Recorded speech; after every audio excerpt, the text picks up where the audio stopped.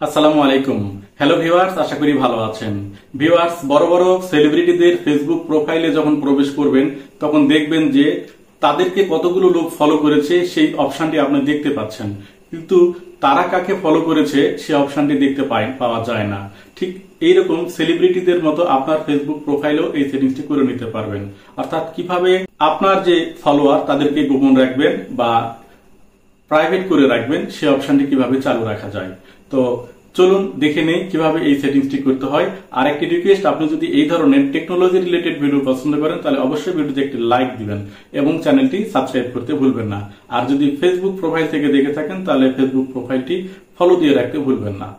Friends, আমার Facebook profile যদি লক্ষ্য করেন তাহলে দেখতে পাবেন যে আমাকে কতগুলো লোক ফলো করেছে সেটা দেখা যাচ্ছে, কিন্তু আমি যাদেরকে ফলো করেছি তাদেরকে দেখা যাচ্ছে না।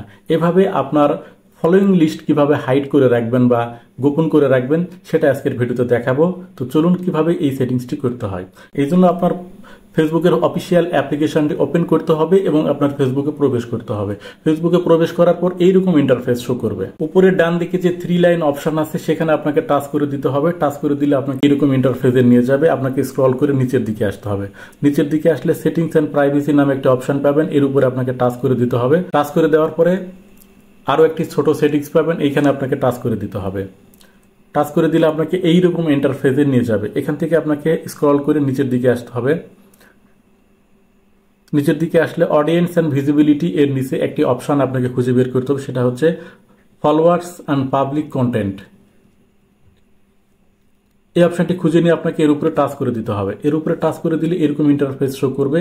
এখানে লক্ষ্য করলে দ্বিতীয় একটি অপশন পাবেন, সেটা হচ্ছে who can see your followers on your time line. এর ডান দিকে দেখুন একটা ড্রপ ডাউন আছে, এর উপরে আপনাকে টাচ করে দিতে হবে। টাচ করে দিলে এখানে দেখুন অনেকগুলো অপশন আছে, এখান থেকে অনলি মি করে দিতে হবে।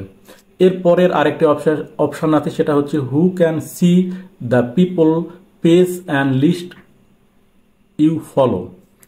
এখানে ডান দিকে একটি ড্রপ ডাউন আছে, এখানে টাচ করে দিতে হবে। টাচ করে দিলে এখান থেকে অনলি মি করে দিতে হবে।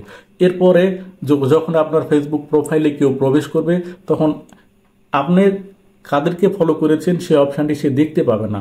আশা করি ভিডিওটি ভালো লেগেছে।